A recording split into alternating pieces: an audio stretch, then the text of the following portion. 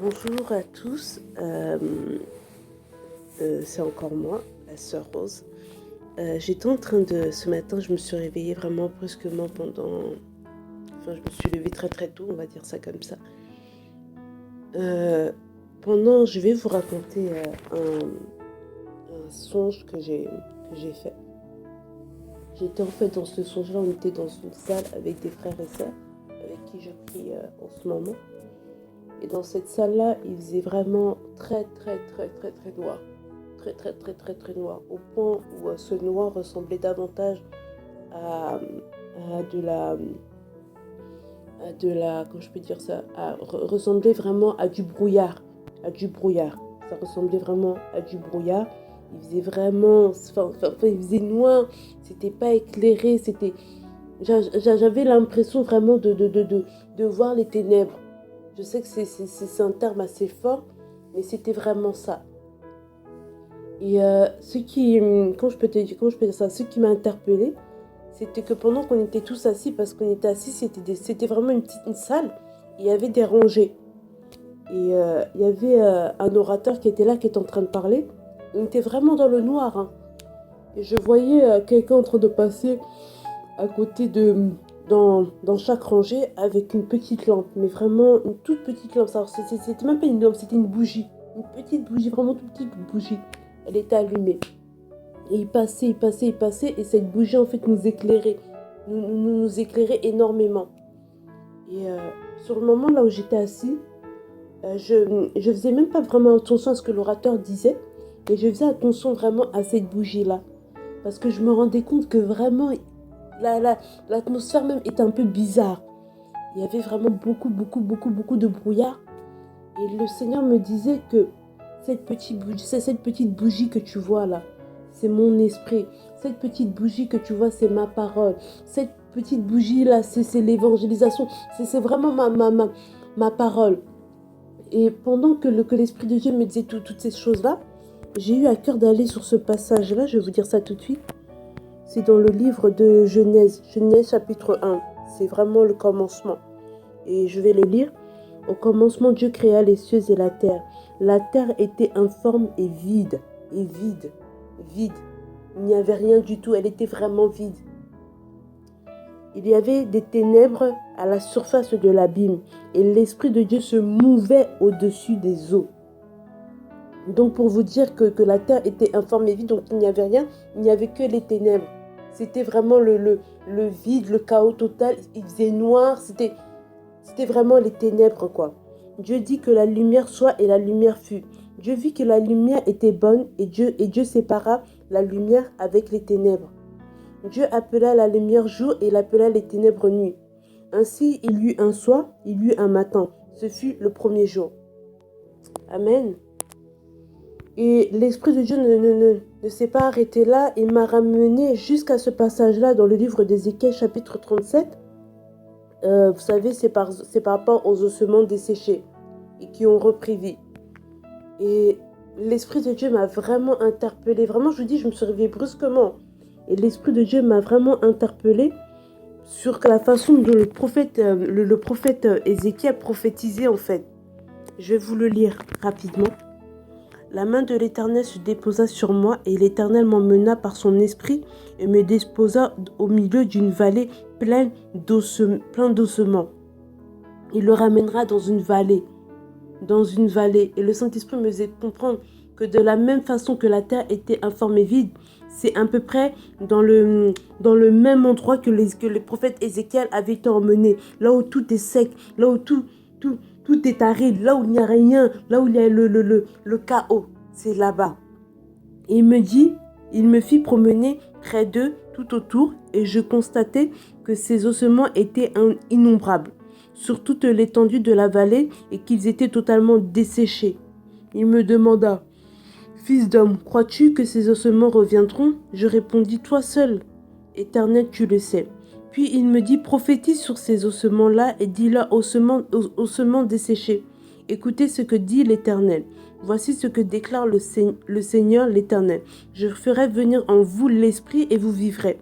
Je mettrai sur vous des nerfs, je vous revêtirai de chair, je vous recouvrirai de peau.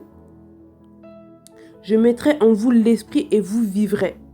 Et si vous faites attention par rapport au verset 6, vous verrez que entre je vous recouvrirai de peau et je mettrai en vous l'esprit et vous vivrez, il y a une virgule. Une virgule pour faire une distinction entre ces deux choses.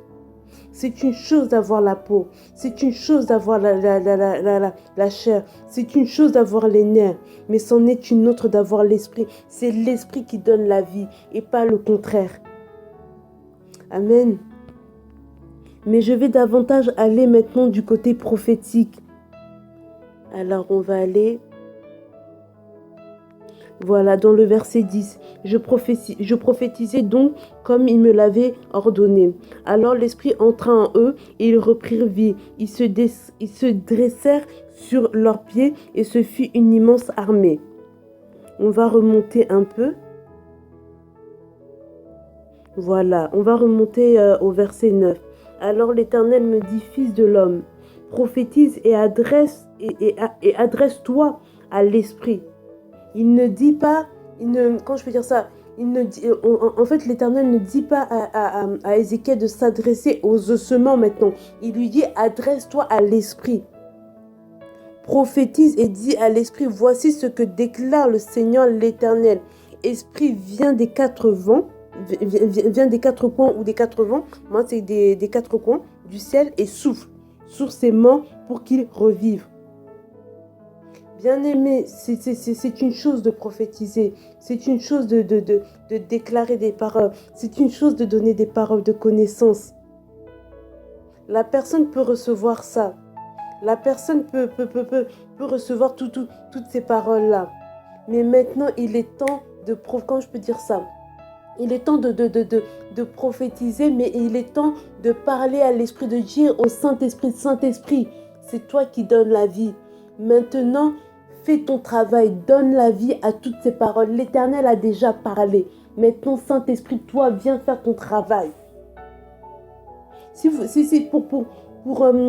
Pour mieux expliquer les choses, c'est l'esprit de Dieu. C'est comment je peux dire ça? Le prophète Ézéchiel avait déjà prophétisé. Il avait déjà parlé à tous ses ossements. Mais ce qui manquait à tous ces ossements, c'était la vie. C'était en fait que toutes ces paroles puissent prendre vie. Et le seul moyen pour que toutes ces paroles puissent prendre vie, c'est l'esprit. Il fallait que l'esprit vienne justement souffler, vienne justement, comment je peux dire ça, confirmer toutes ces déclarations. Je ne sais pas vraiment si je m'exprime bien, mais c'est vraiment la pensée que le Seigneur m'a mis à cœur. Vraiment.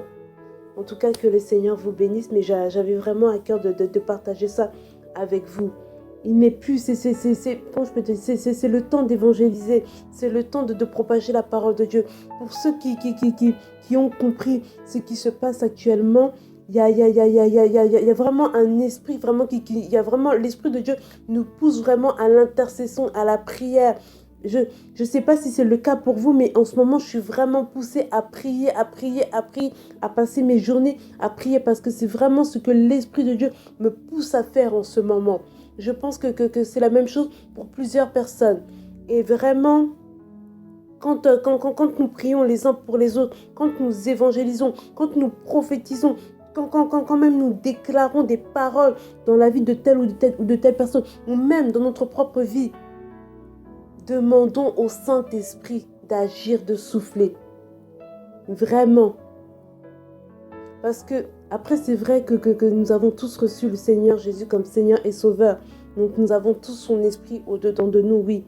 Mais il y a des personnes comment je peux dire ça, qui se sont peut-être pas encore converties, ou peut-être qui viennent juste de se convertir, et qui n'ont aucune connaissance par rapport au Saint-Esprit, par rapport au Saint-Esprit.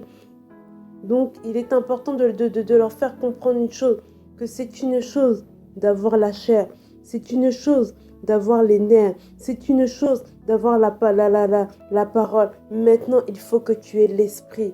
Il faut que tu aies l'esprit, car c'est l'esprit qui te donnera la vie. C'est l'esprit qui permettra vraiment au Seigneur d'accomplir son œuvre totalement au-dedans de toi. C'est vraiment l'esprit. c'est vraiment l'esprit. Quand le Seigneur travaille avec nous, il travaille vraiment à travers son esprit. Voilà. Et j'ai vraiment à cœur de m'adresser vraiment à tous ceux qui ont un appel prophétique dans leur vie. Vraiment, vraiment, quand nous prophétisons, quand même nous déclarons des paroles dans la vie de telle ou de telle personne, demandons ensuite par la suite au Saint-Esprit de venir souffler, au Saint-Esprit vraiment d'entrer vraiment, enfin, de venir vraiment faire son œuvre dans la vie de cette personne. Parce que c'est l'Esprit qui donne la vie. Ce n'est pas la vie qui donne, ce n'est pas la vie qui donne l'Esprit, mais c'est l'Esprit qui donne la vie.